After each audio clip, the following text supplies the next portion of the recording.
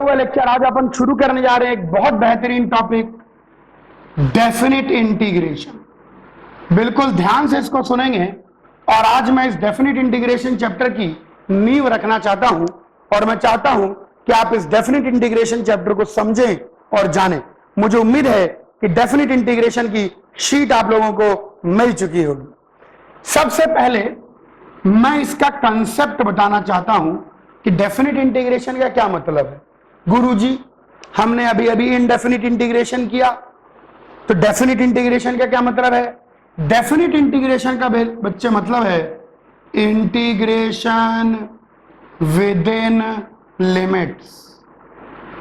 Integration with in limits, जब आप limits में इंटीग्रेशन करते हैं तो उसको डेफिनिट इंटीग्रेशन कहते हैं। जब आप लिमिट्स में इंटीग्रेशन करते हैं तो उसको डेफिनिट इंटीग्रेशन कहते हैं। सवाल उठता है, गुरुजी किसकी लिमिट, कहां से आई लिमिट, क्यों है लिमिट, आइए समझाएं। ये हमारा होता है इनडेफिनिट इंटीग्रेशन। ये है इनडेफिनिट इंटीग्रेशन। जब यहां पर लिमिट रख देते हैं तो वो कहलाता है डेफिनिट इंटीग्रेशन। ये कहलाती है लोअर लिमिट और ये कहलाती है अपर लिमिट। ध्यान रखना, इसको लोअर लिमिट कहते हैं क्योंकि ये नीचे लिखते हैं और इसको अपर लिमिट कहते हैं क्योंकि ये ऊपर लिखते हैं। ऐसा कोई जरूरी नहीं है कि ए बी से छोटा होना चाहिए, ए बी से बड़ा भी हो सकता है। मेरी बात सुनिए, कुछ बच्चे मन में ऐसा कंसेप्ट बना लेते हैं कि लोअर लिमिट मतलब छोटी लिमिट। नहीं, लोअर लिमिट मतलब नीचे लिखी गई है बस, और अपर लिमिट मतलब ऊपर लिखी गई है बस। बाकी लोअर लिमिट अपर लिमिट से बड़ी हो सकती है, अपर लिमिट से छोटी हो सकती है, अपर लिमिट के बराबर हो सकती है, उसमें कोई रिश्ता नाता नहीं है। एक बार फिर दोहरा देता हूं, इसका नाम लोअर लिमिट इसलिए है क्योंकि लोअर में लिखी है और इसका नाम अपर लिमिट इसलिए है क्योंकि अपर में लिखी है बस।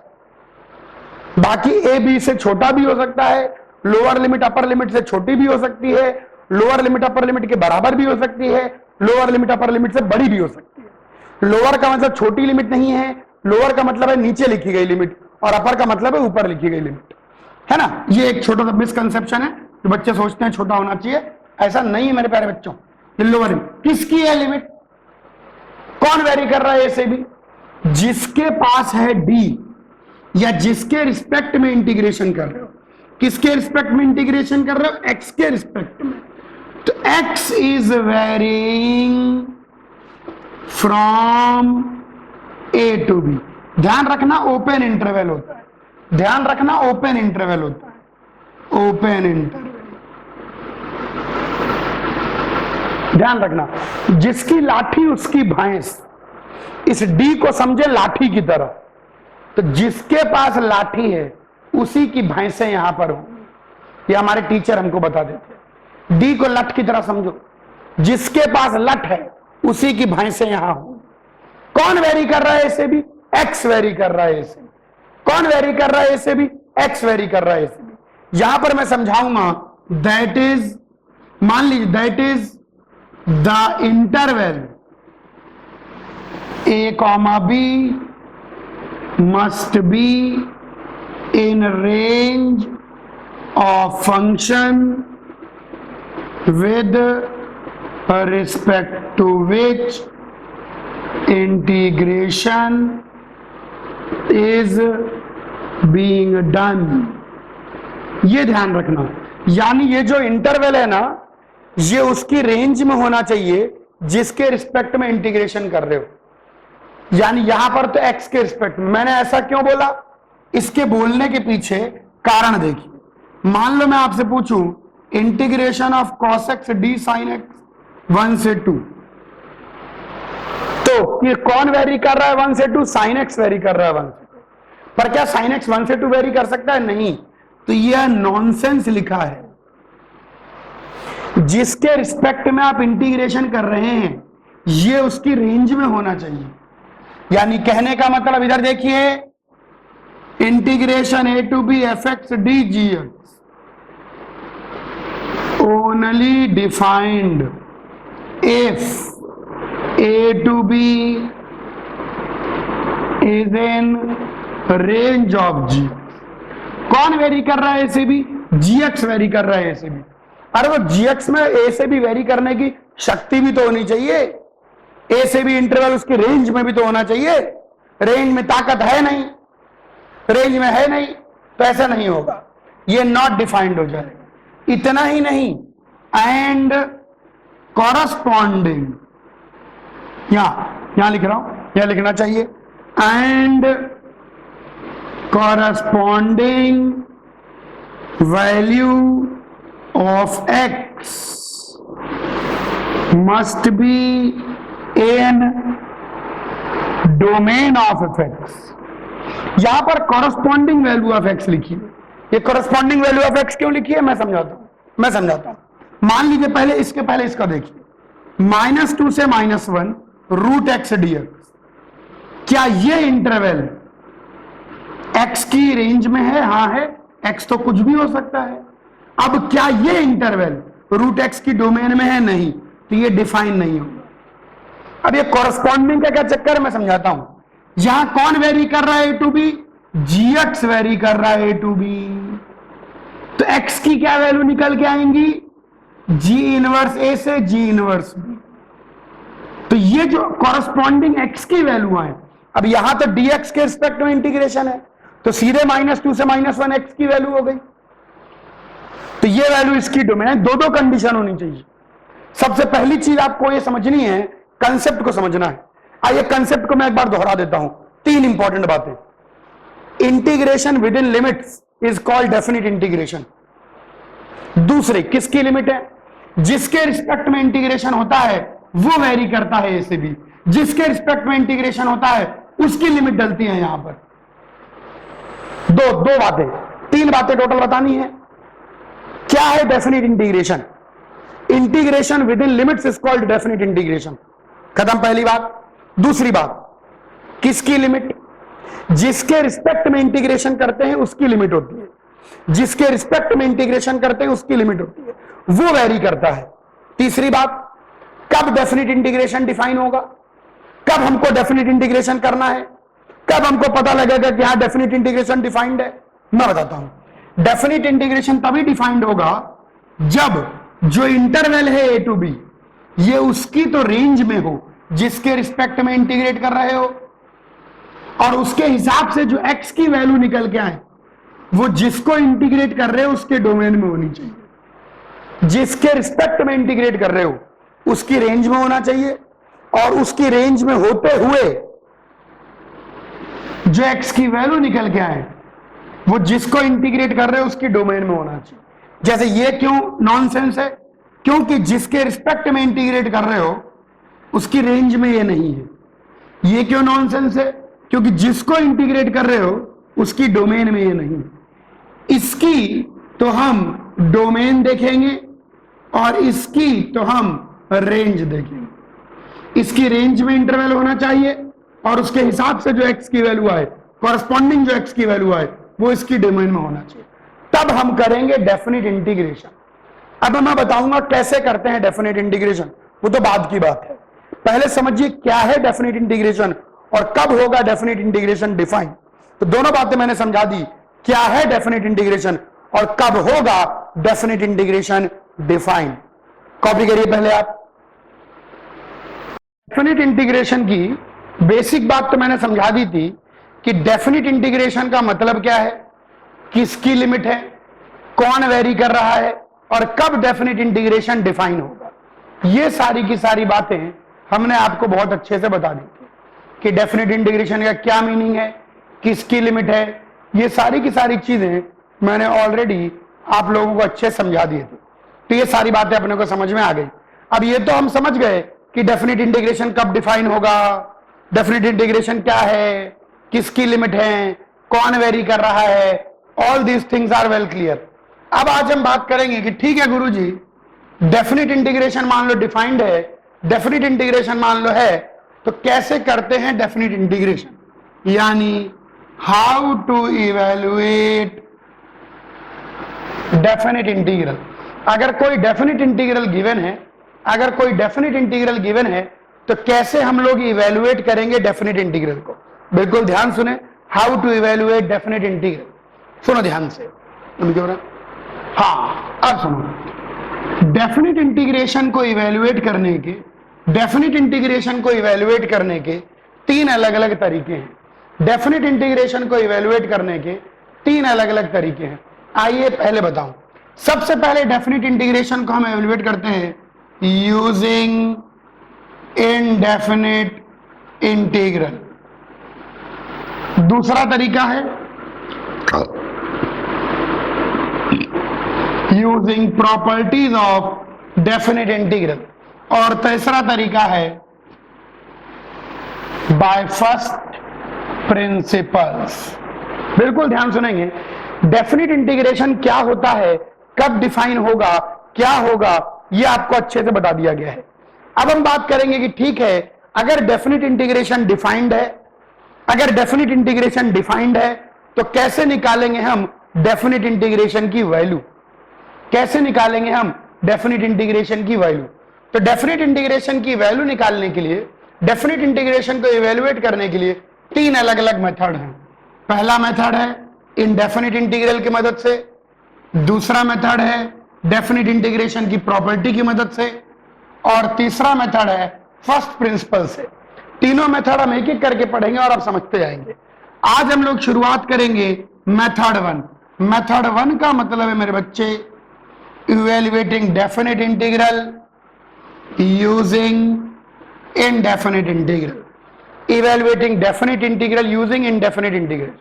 अगर आपको कुछ चीजों का इनडेफिनेट इंटीग्रेशन आता है, अगर आपको कुछ चीजों का इनडेफिनेट इंटीग्रेशन आता है तो उसका डेफिनेट इंटीग्रेशन भी हम बड़े आराम से कर सकते हैं। देखिए कैसे। अगर इंटीग्रेशन fx से gx है, अगर इंटीग्रेशन fx से gx है तो आपके मजे आ गए। तो integration a to b fx से dx ये बन जाएगा gx from a to b। इसका मतलब होता है gb माइनस g। कुछ नहीं करना। अगर आपको इनडेफिनेट इंटीग्रेशन आता है तो आपको बहुत प्यार से डेफिनेट इंटीग्रेशन आता है। अगर आपको इनडेफिनेट इंटीग्रेशन आता है तो आपको बहुत आराम से इनडेफिनेट इंटीग्रेशन भी आता है। कैसे आता है इनडेफिनेट इंटीग्रेशन, ये सुनिए। अगर fx का इंटीग्रेशन gx है तो a टू b fx का इंटीग्रेशन हो जाएगा g of upper limit minus g of lower limit. लेकिन इस पर एक कंडीशन है। इस पर कंडीशन क्या है कि fx must be continuous in a comma b। ध्यान रखना, इस फॉर्म को, इस फॉर्मूले को आप तभी इस्तेमाल कर सकते हो जब दिया गया फंक्शन कंटिन्यूअस हो। ये ध्यान रखना। अच्छा, अगर GB और GA एग्जिस्ट नहीं कर रहे, मान लो एंड पॉइंट पर एग्जिस्ट ना करें, तो टेंशन की जरूरत नहीं है, लिमिट ले सकते हैं। Limit x approaches b of gx minus limit x approaches a of gx। अगर मान लीजिए लिमिट भी एग्जिस्ट ना करे तो वन साइडेड लिमिट ले सकते हैं। b पर b माइनस की लिमिट और a पर a प्लस की लिमिट। b माइनस क्यों? क्योंकि इंटरवल a से b है, तो a से चिन्हन मिनन बड़ा, b से चिन्हन मिनन छोटा। देखो, ये कब इस्तेमाल करना है? जब गलती से gb और ga एग्जिस्ट ना करे। अगर g ऑफ b एग्जिस्ट ना करे, अगर g ऑफ a एग्जिस्ट ना करे तो सीधे आप ऐसे कर सकते हैं। और अगर गलती से लिमिट भी एग्जिस्ट ना करे तो b minus a plus one sided limit ले सकते हैं। फंडामेंटल फॉर्मूला यही है, लेकिन ध्यान रखना इस फॉर्मूले के पीछे एक इंपॉर्टेंट कंडीशन है कि यह फॉर्मूला आप तभी यूज कर सकते हैं जब गिवन fx गिवन इंटरवल में क्या हो, कंटिन्यूअस। डिसकंटिन्यूअस होगा तो क्या करेंगे वो हम आगे देखेंगे। तो अगर, यानी मतलब भाई साहब कहानी बहुत आसान हो गई। अगर हमें कुछ चीजों का, हमें तो बहुत सारी चीजों का, अगर हमें बहुत सारी चीजों का इनडेफिनिट इंटीग्रेशन आता है तो हमें बड़े आराम से उनका डेफिनेट इंटीग्रेशन भी आता है। बड़े आराम से कैसे उनका डेफिनेट इंटीग्रेशन आता है, ये देखिए। a से b gb माइनस g, जो इनडेफिनिट इंटीग्रेशन है उसमें अपर लिमिट रख दीजिए माइनस लोअर लिमिट। ये जो नीचे के फॉर्म है ये आपको एक्स्ट्रा बता रहा हूं कि अगर गलती से gb एग्जिस्ट ना करे तो लिमिट ले लो। मान लो लिमिट भी एग्जिस्ट ना करे तो वन साइडेड लिमिट ले लो। बच्चे बोलते गुरुजी अगर ये भी एग्जिस्ट नहीं कर रहा तो आपने कुछ गड़बड़ कर दी है। इस फॉर्म में, इस फॉर्मूले में एक ही है कि भैया कंटिन्यूअस होना चाहिए। कहां से कहां? a से b में। कॉपी करिए। कहने का मतलब हो गया कि अगर हमको किसी चीज का इनडेफिनिट इंटीग्रेशन आता है तो हम उसका डेफिनिट इंटीग्रेशन भी कर सकते हैं। अगर हमें किसी चीज का इनडेफिनिट इंटीग्रेशन आता है तो हम उसका डेफिनेट इंटीग्रेशन भी कर सकते हैं। कुछ इंपॉर्टेंट बातें, ओके, हम लोग मेथड 1 डिस्कस कर रहे थे, मैं एक बार उसको ब्रीफ करने जा रहा हूं। कुछ बातें मेथड 1 डिस्कस कर रहे थे कि definite integration with help of indefinite integration. Definite integration हम करने जा रहे हैं with the help of indefinite integration. इसके अंदर सबसे पहली चीज मैंने ये बता दी थी कि अगर integration f x d x ये जी एक्स है, तो आप integration a to b f x d x को आप g x from A to b लिख सकते हैं, जो कि जी बी माइनस जी ए हो जाएगा। अगर जी बी एग्जिस्ट ना करे तो limit x approaches b, x approaches a भी कर सकते हैं, और अगर ये भी गलती से एग्जिस्ट ना करे तो वन साइडेड लिमिट भी ले सकते हैं। लेकिन ये पूरी चीज पर एक कंडीशन है कि only when F x is continuous open interval. पहली बात तो मैंने ये बता दी आप लोगों को, definite integration with the help of indefinite integration में पहली चीज मैंने आपको बता दी। दूसरी इंपॉर्टेंट चीज, यहां पर कुछ चीजें ध्यान देंगे। दूसरी इंपॉर्टेंट चीज, कभी कभी एक फंक्शन को दूसरे फंक्शन के रिस्पेक्ट में इंटीग्रेट करने को आ जाता है। कौन वेरी कर रहा है ए से बी? जी एक्स वेरी कर रहा है ए से बी। अगर एक फंक्शन को दूसरे फंक्शन के रिस्पेक्ट में इंटीग्रेट करना हो तो आप इसको ऐसे लिख सकते हैं एफ एक्स जी डैश एक्स डी एक्स। लेकिन किंतु एंड परंतु अब लिमिट किसकी डलेंगी? एक्स की डलेंगी। गड़बड़ मत कर देना, ये लिमिट जी एक्स की है। कल ही समझाया था, जिसकी लाठी उसकी भैंस। अब सोचिए, अगर जी एक्स ए से बी वेरी कर रहा है तो एक्स कहां से कहां वेरी करेगा? जी इनवर्स ए से जी इनवर्स। बच्चे अक्सर इसको ये लिख लेते हैं लेकिन लिमिट चेंज करना भूल जाते हैं। जी इनवर्स ए से जी इनवर्स बी तक, ये ध्यान रखना, लिमिट चेंज करना नहीं भूलना है। ये वेरी करेगा जी इनवर्स ए से जी इनवर्स बी तक। अगर एक फंक्शन कभी दूसरे फंक्शन के रिस्पेक्ट में इंटीग्रेट होने आ जाए तो आप इसको आराम से डी जी एक्स को जी डैश एक्स डी एक्स लिख सकते हैं। लेकिन ध्यान रखना, अब लाठी जी के पास नहीं है, अब लाठी एक्स के पास है। यानी अब जो वेरिएशन है वो जी एक्स का नहीं होगा, अब जो वेरिएशन है वो एक्स का होगा। तो आपको यहां पर एक्स का वेरिएशन रखना है। तीसरी इंपॉर्टेंट बात, जब आप सब्स्टिट्यूशन करते हैं, जब आप सब्स्टिट्यूशन करते हैं, ध्यान रखना, वाइल सब्स्टिट्यूटिंग, चार बातें हैं, ज्यादा बातें नहीं है, चार बातें हैं, चार बातें हैं। ये पहली बात हो गई, मेन बात। दूसरी बात हो गई, तीसरी बात, जब आप सब्स्टिट्यूशन करते हैं तो लिमिट्स को बदलना मत भूलना। अगर एफ एक्स डी एक्स है, मान लो एक्स को आप जी टी रखते हैं तो डी एक्स कितना बन जाएगा? जी डैश टी डी टी। ध्यान रखना, फंक्शन भी बदलेगा, जिसके रिस्पेक्ट में इंटीग्रेट कर रहे हो वह भी बदलेगा, और लिमिट्स भी बदलेगी। एक्स अगर ए से बी वेरी करेगा तो टी कहां से कहां वेरी करेगा? यहीं से निकालिए। एक्स की वैल्यू अगर ए रख दोगे तो यहां से टी की वैल्यू जी इनवर्स ए आ जाएगी, और जब एक्स की वैल्यू बी रख दोगे तो यहां से टी की वैल्यू जी इनवर्स बी आ जाएगी।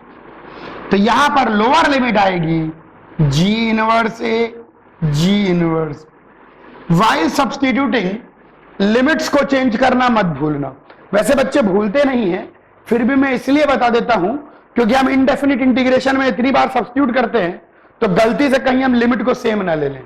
इसलिए जब भी आप सब्स्टिट्यूट करेंगे तो लिमिट बदलेंगे। Also substitution must be 1-1। ये सब्स्टिट्यूशन 1-1 होना चाहिए। That is x equal to g t must be 1-1।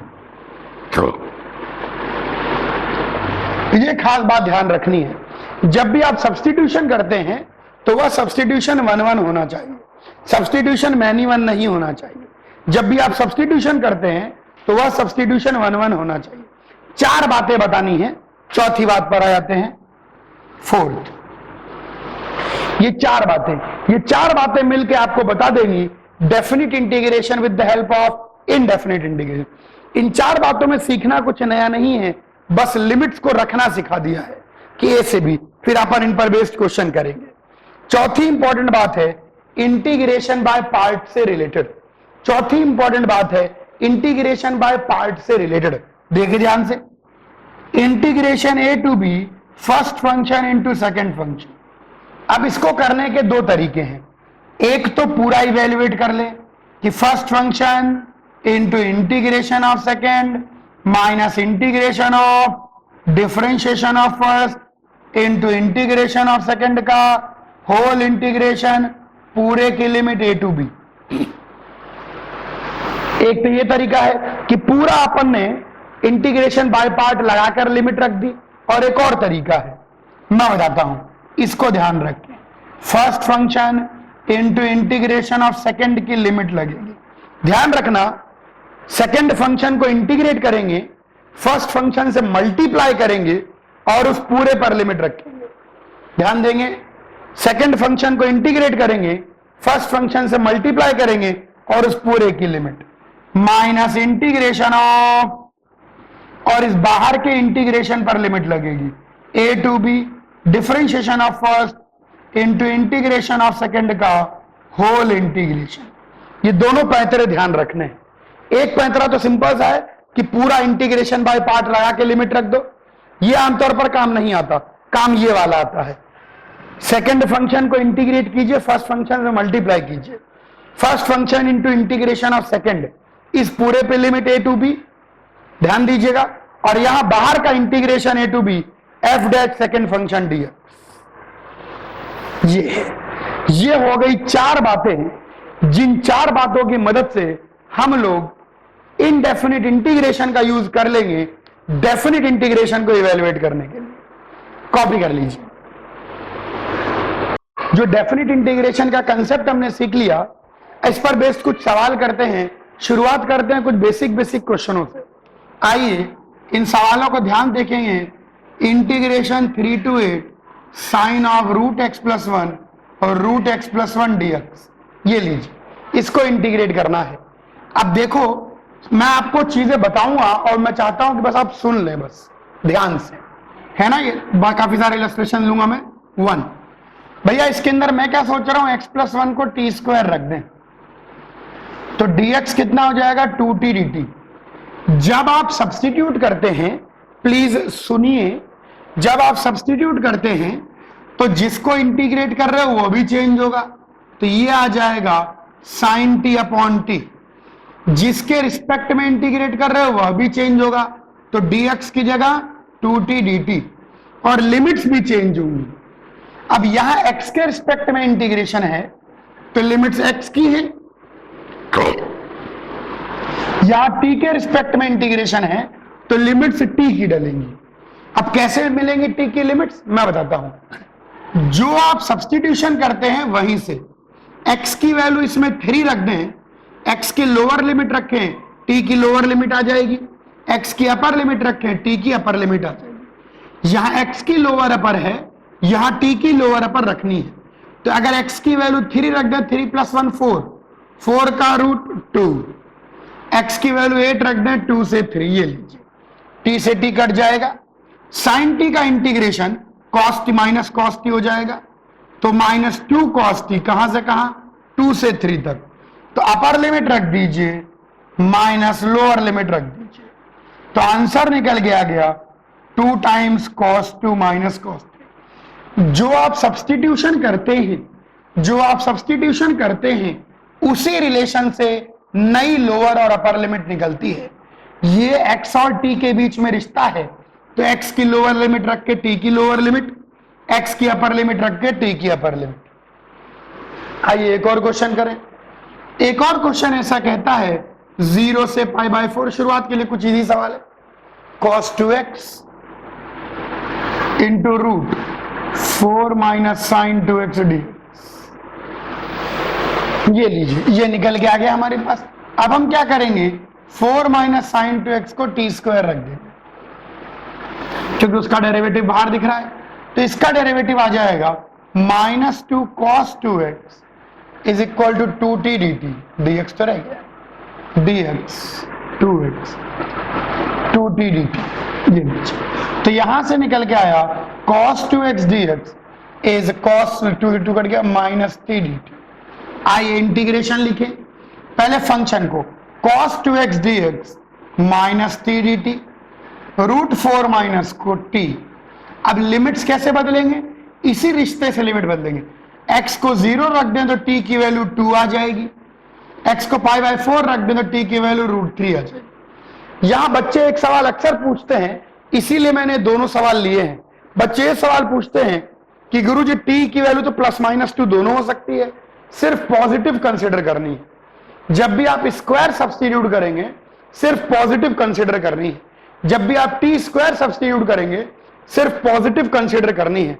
जब भी आप स्क्वायर सब्स्टिट्यूट करेंगे सिर्फ पॉजिटिव वैल्यू कंसिडर करनी है।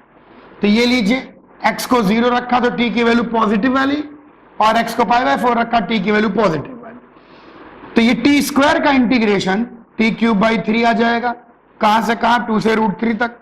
तो माइनस टाइम्स आ जाएगा √3 का क्यूब -2 का क्यूब अपॉन 3। ये हो गया इसका इंटीग्रेशन। आइए एक और छोटा सा क्वेश्चन करें, एक जबरदस्त क्वेश्चन वैसे बताना है। यहां पर देखिए, इंटीग्रेशन 0 से 1 x into ln of 1 + 2x dx। ये क्वेश्चन मैं ले रहा हूं, ये दोनों क्वेश्चन मैंने लिए सब्स्टिट्यूशन को समझाने के लिए। ध्यान रखना, अपर लिमिट लोअर लिमिट उसी रिश्ते से निकलेंगी जिस रिश्ते का आप सब्स्टिट्यूशन कर रहे हैं। ये एक छोटा सा क्वेश्चन शुरुआत में इंटीग्रेशन बाय पार्ट के लिए। आइए इसमें इंटीग्रेशन बाय पार्ट लगाएं। ऑब्वियस सी बात है, आई लेट, ये बनेगा फर्स्ट, ये बनेगा सेकंड। तो हम क्या लिखेंगे, ध्यान देखिए, first function into integration of second, इस पूरे की लिमिट 0 से 1 minus integration of differentiation of first into integration of second का होल इंटीग्रेशन। ये ध्यान दीजिएगा, जब हम इंटीग्रेशन बाय पार्ट लगाते हैं तो इस पर विशेष ध्यान दीजिएगा। First function into integration of second, इस पूरे पर एक साथ लिमिट लगती है। First function into integration of second, इस पूरे पर एक साथ लिमिट लगती है। First function into integration of second, इस पूरे पर एक साथ लिमिट लगती है। चलिए आइए इसकी वैल्यू रख दें। अगर 1 रखेंगे तो ये ln 3/2 आ जाएगा, 0 पर तो खैर 0 हो जाएगा, माइनस इसका इंटीग्रेशन अब अपन को करना है। ये क्वाड्रेटिक अपॉन लीनियर है, ये मैं आपके ऊपर छोड़ता हूं कि इंटीग्रेट कर ले। आइए यहां पर बाहर के इंटीग्रल पर लिमिट लगेगी। कॉपी करिए और क्वेश्चन लें। जी पहले पता होनी चाहिए। आइए एक आध और क्वेश्चन लेंगे। अब सब बच्चे बोर्ड पर देखेंगे और देखें कहां तक लिख सकते हैं। यहां लिख सकते हैं, जूम करने के बाद ये जुमा गया है, यहां लिख सकते हैं। और फ्रेम तो बनाना ही पड़ेगा ना, पता लगा फ्रेम के ही बाहर निकल गए। यहां लिख सकते हैं, अच्छा खासा जूम कर लिया।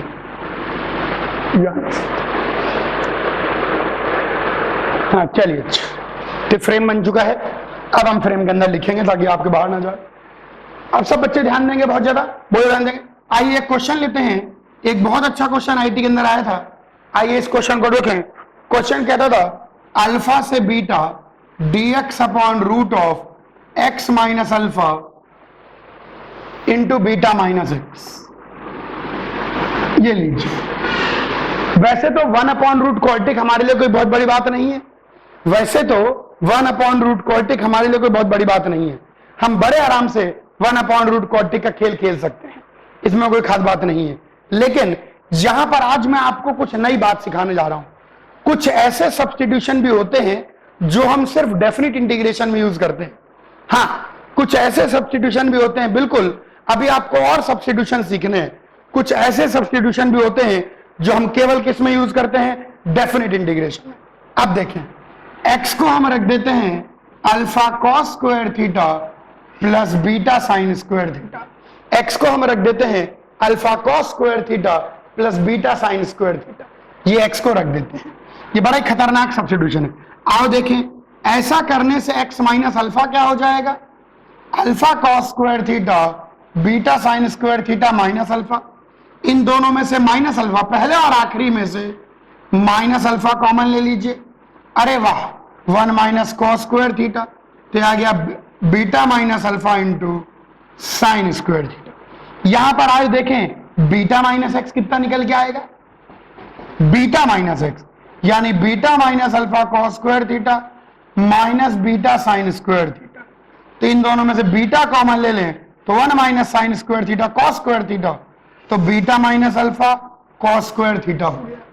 आइए इसका dx भी निकालें, तो dx अगर निकालेंगे तो कितना हो जाएगा, -2 alpha cos theta sine theta plus 2 beta sine theta cos theta whole into d theta. वाह, तो ये निकल के आ जाएगा 2 times beta minus alpha sine theta cos theta d theta. आइए इंटीग्रेशन लिखें, तो dx की जगह मेरे बच्चे 2 times beta minus alpha sine theta cos theta d theta, नीचे x माइनस अल्फा की जगह x minus alpha into beta minus x, इन दोनों के प्रोडक्ट का रूट, इन दोनों के प्रोडक्ट का रूट, इन दोनों के प्रोडक्ट का रूट। वाह, beta minus alpha sine theta cos theta. अब लिमिट्स देखिए, ये रिश्ता है, थीटा क्या हो कि एक्स अल्फा हो जाए, थीटा की जगह हम रख देंगे 0, थीटा क्या हो कि एक्स बीटा हो जाए π/2। देखिए अगर यहां पर लिमिट x की है तो यहां लिमिट थीटा की होंगी। देखो जब x अगर थीटा 0 होगा तो ऑटोमेटिकली x अल्फा हो जाएगा, देखो अगर थीटा π/2 होगा तो ऑटोमेटिकली x बीटा हो जाएगा। कट गया, ओहो इतना सुंदर। 2 टाइम्स x का इंटीग्रेशन 0 से π/2, तो आंसर आ गया पाई। अगर मान लीजिए अभी ये सब्स्टिट्यूशन आपको नहीं बताया गया होता तो आप जो है बस मजे कर रहे होते बैठे बैठे, कितना भयानक हो जाता। लेकिन इस सब्स्टिट्यूशन से हमने इसको कितनी आसानी से कर लिया। कुछ और बहुत सारे सब्स्टिट्यूशन डेफिनिट इंटीग्रेशन में आते हैं, क्योंकि हम उनका यूज करते हैं केवल डेफिनिट इंटीग्रेशन। कॉपी करिए, सवाल लें, आपको बातें समझाना चाह रहा हूं मैं।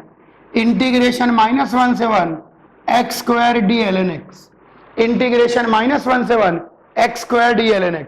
अब देखिए यहां पर डी ln x को जब मैं 1/x dx लिखूंगा तो यहां लिमिट किसकी डलेंगी, x की वैल्यू डलेंगी। ln x जब -1 होगा तो x की वैल्यू 1/e होगी, और जब ln x 1 होगा तो x की वैल्यू e होगी। तो ये इंटीग्रेशन है 1/e से e तक। अब आप इंटीग्रेशन कर सकते हैं, अरे 1/e से e तक x dx। लिमिट चेंज करना मत भूलना, ध्यान रखना, लिमिट चेंज करना मत भूलना। तो इसका इंटीग्रेशन x²/2 1/e से e तक, वो तो आप इंटीग्रेट कर लेंगे, मैं उसके चक्कर में नहीं पड़ रहा। एक बहुत प्यारा क्वेश्चन, एक बहुत अच्छा क्वेश्चन, इतना बेहतरीन क्वेश्चन, 0 से इंफिनिटी dx अपॉन, और तो फ्रेम के बाहर चला, देखे नहीं रहा होगा आपको, इधर देखें, इंटीग्रेशन 0 से infinity dx upon x plus √1 + x²। ये जो मैं इलस्ट्रेशन ले रहा हूं प्लीज ध्यान दे, गजब का सवाल है भाई साहब, मतलब गजब का सवाल है, गजब ही है। अब देखिए ध्यान से इस गजब सवाल को। यहां पर अगर अपन देखें तो अच्छा तो नहीं लगता है, क्या करें, मन दुख से भर गया है। खैर, x प्लस √1 + x² को t रख दें, बच्चे इसको t रखने के बाद इसी को डिफरेंशिएट कर देते, ऐसा ना करें, यानी √1 + x² + x को t रख दें, इसको रेशनलाइज कर दें। जब आप इसको रेशनलाइज करेंगे तो 1/√1 + x², ये t हो जाएगा। कहने का मतलब √1 + x² 1/t, फ्रेम खत्म हो गया। कॉपी करें तो आगे का क्वेश्चन करें, चाहे यहाँ जगह है थोड़ी सी, ये आ गया 1/2। अब इसको क्वेश्चन इक्वेशन 1 इक्वेशन 2, 1 और 2 को जोड़ दीजिए, 1 और 2 को जोड़ दीजिए।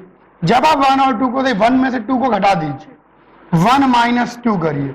जब आप 1 - 2 करेंगे तो 2x की वैल्यू आ जाएगी t - 1/2। यहां से निकालेंगे हम dx, तो 2dx equal to 1 + 1/t² dt। ये आ गया।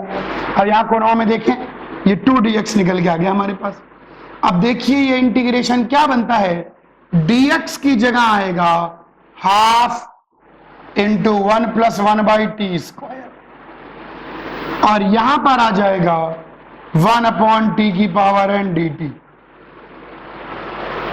आइए लिमिट को देखें, लिमिट को अगर लिमिट देखें, लिमिट तो यहां से निकलेगी, यही रिश्ता है, यही रिश्ता है। x को 0 रख दें तो t की वैल्यू 1, x को इंफिनिटी रख दें तो इंफिनिटी + इंफिनिटी, t की वैल्यू इंफिनिटी। यहां थोड़ा सा लाइन खींच देता हूं, तो ये आ जाएगा ½ इंटीग्रेशन 1 से इंफिनिटी, एक तो 1/t⁴n, 1/t⁴n + 2 dt। dt frame से बाहर निकल गया। चलो अच्छा, पहले इसको कॉपी कर लो तो मैं आगे करूं। कॉपी करिए, ध्यान देंगे सब बच्चे। आइए इस क्वेश्चन को कंप्लीट करें। ये क्वेश्चन तो कॉपी कर ही लिया होगा आप लोगों ने। बहुत अच्छा क्वेश्चन है ये, बहुत अच्छा, आईआईटी में आया हुआ। अब यहां तक गाड़ी पहुंच चुकी है, तो यहां पर थोड़ा सा मैं इसको यहां ले लेता हूं, जगह मिल जाएगी। ½ इंटीग्रेशन 1 से इंफिनिटी, ये 1/t⁴n, 1/t⁴n + 2 dt। अब आप देखिए बड़े आराम से इसको इंटीग्रेट कर सकते हैं। 1/t⁴n, हाफ तो बाहर पड़ा हुआ है, 1/t⁴n का इंटीग्रेशन -n + 1/-n + 1, और tn + 2 का इंटीग्रेशन -n - 2 + 1 अपॉन -n - 2 + 1। इसकी लिमिट आ जाएगी 1 से इंफिनिटी, जिसको आप चाहो तो ऐसे भी लिख सकते हो, 1/1 - n t⁴n - 1 प्लस 1/, यहां कितना आएगा, यहां तो बल्कि माइनस साइन आ जाएगा, इसका माइनस साइन यहां ले लें, -10, तो ये बन जाएगा n + 1 × t⁴n - 1 -n + 1। ये बन गया 1 से इंफिनिटी। 1 रख दीजिए, तो 1 रख देंगे तो 1/1 - n, 1/n + 1, और जब यहां इंफिनिटी रख देंगे दोनों 0 हो जाएंगे। मिल गया आंसर। कॉपी कर लीजिए, बहुत अच्छा सवाल है ये।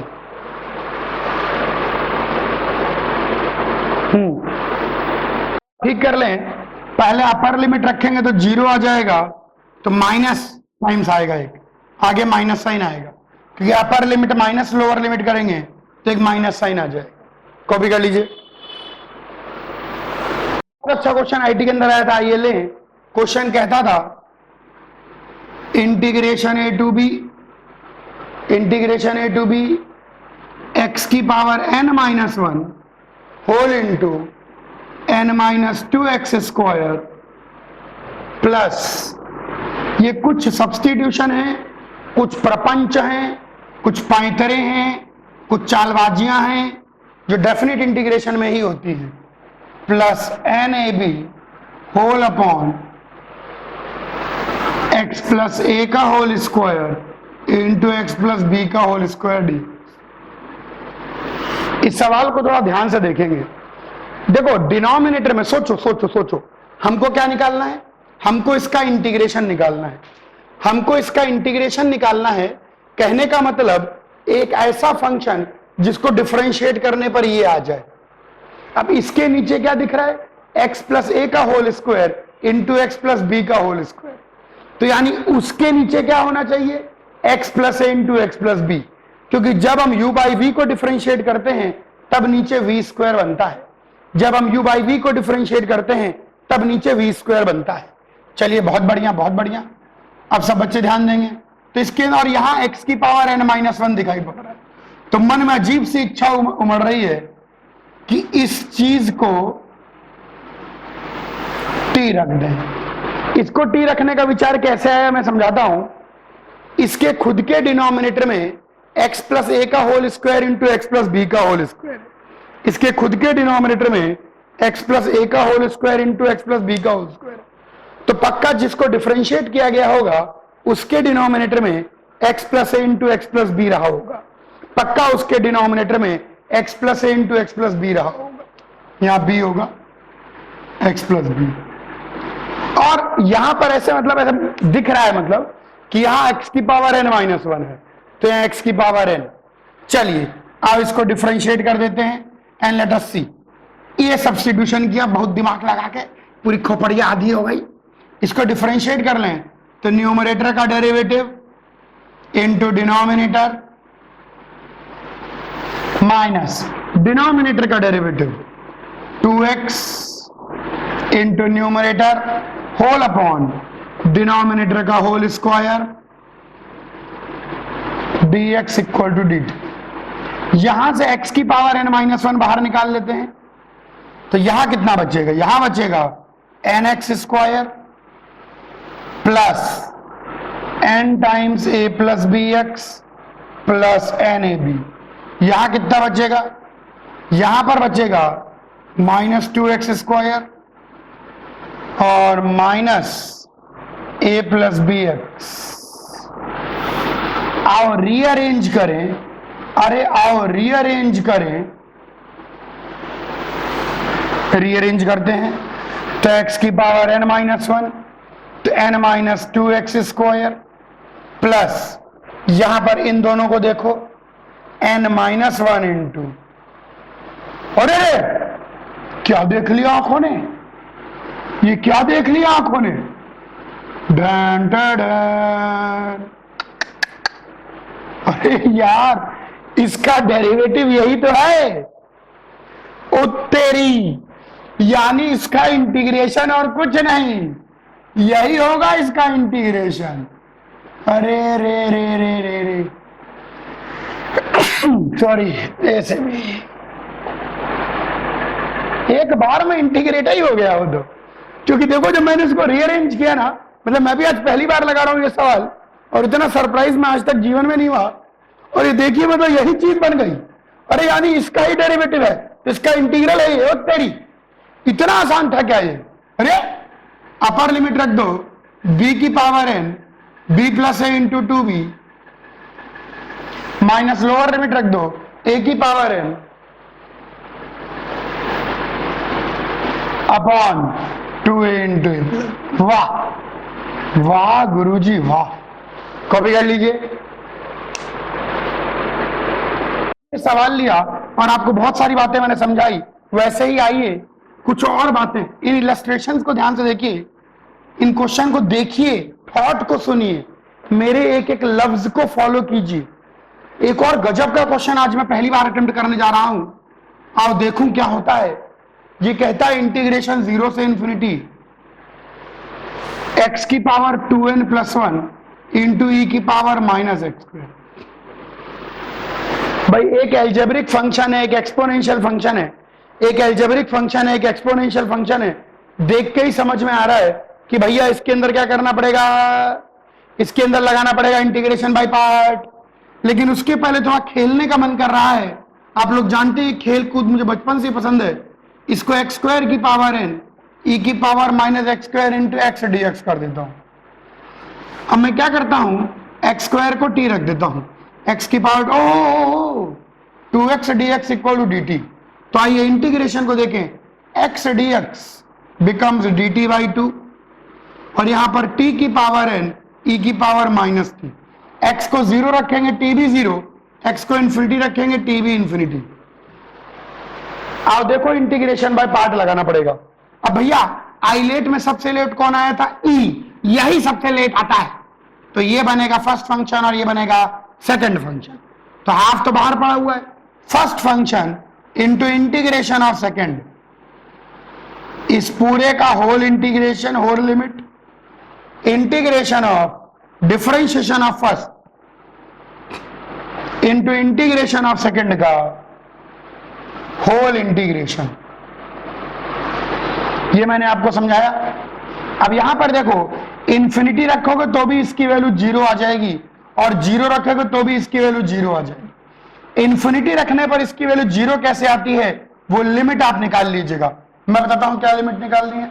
आपको लिमिट निकालनी है कि t अप्रोचेज इंफिनिटी, t की पावर n e की पावर t, ये 0 आ जाएगा। तो ये यहां से एक माइनस साइन बाहर आ जाएगा। तो यहां से हाफ तो पढ़ा ही हुआ है, n इंटू 0 से इंफिनिटी,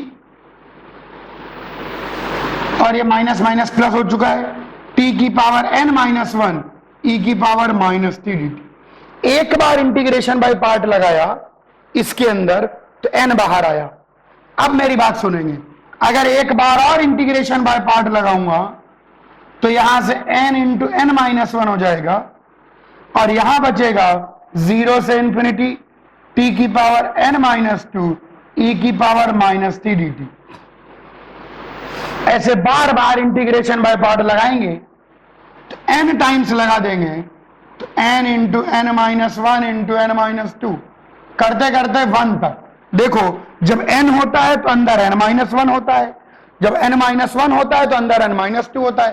तो यहां 1 होगा तो इंटीग्रेशन 0 से इंफिनिटी केवल e की पावर माइनस 3 dt बचेगा। यानी ये बन गया n factorial by 2 into e की पावर माइनस 3 का इंटीग्रेशन। आजकल प्ले ग्रुप में सिखाया जा रहा है 0 से इंफिनिटी। अपर लिमिट रख दीजिए, अपर लिमिट e की power minus 0 minus lower limit रख दीजिए माइनस 1। ओहो, n फैक्टोरियल। सोचा नहीं था कि इंटीग्रेशन का आंसर भी कभी n फैक्टोरियल बाई 2। इसमें कितनी बार n bar integration by part लगाया गया लॉजिकली। Please copy down. दो सवाल और लगाएं, बहुत अच्छे अच्छे क्वेश्चन है। डेफिनेट इंटीग्रेशन के अंदर क्वेश्चन कहता है f1 is 3 and f'1 is 2 and integration 0 से 1 fx dx is 5, और हमको फाइंड करना है इंटीग्रेशन 0 से 1 x square F double dash x dx। कुछ नहीं करना है, सोचो सोचो, मन ही मन सोचो। अगर मैं एक्स स्क्वायर को 2 बार डिफरेंशिएट करूं, अगर मैं एक्स स्क्वायर को 2 बार डिफरेंशिएट करूं और एफ डबल डैश एक्स को 2 बार इंटीग्रेट करूं तो यही आ जाएगा, क्योंकि एक्स स्क्वायर का 2 बार डिफरेंशिएशन उसको स्वाहा कर देगा। तो इसके अंदर देखो क्या चीज गिवन है, क्या चीज निकालनी है, घूरो घूरो। तो यहां से मुझे समझ में आ गया 0 से 1 x F double dash x. वाह, इसको डिफरेंशिएट करना है तो फर्स्ट फंक्शन और सेकंड फंक्शन। तो first function into integration of second, इस पूरे की limit minus integration of differentiation of first into integration of second का होल इंटीग्रेशन। जब आप इसमें 1 रखेंगे तो 1 रखेंगे तो एफ डैश 1 बन जाएगा, और 0 रखने पर ये 0 ही हो जाता है। और ये देखिए, अरे वाह गुरुजी वाह, मतलब आज तो आप एफ डैश 1 2 आ गया। फिर से integration by part, first function into integration of second, इस पूरे की limit minus integration of differentiation of first into integration of second. वाह वाह वाह। तो ये 2 माइनस 2 टाइम्स, यहां 1 रखेंगे f1 हो जाएगा, 0 पर स्वाहा। और देखिए कैसे चालाकी, सीखो इन दोनों को देख के कैसे मैंने रिलेट किया कि इसका 2 बार इंटीग्रेशन और इसका 2 बार डिफरेंशिएशन ये दे देता है, यानी इसके अंदर 2 बार लगेगा इंटीग्रेशन बाय पार्ट। तो 2 माइनस 2 टाइम्स f1 कितना है 3, 0 से 1 इंटीग्रेशन 5, तो माइनस 2 4 आंसर। ये पैतरा भी एक नया है, सीखना है। कॉपी करिए।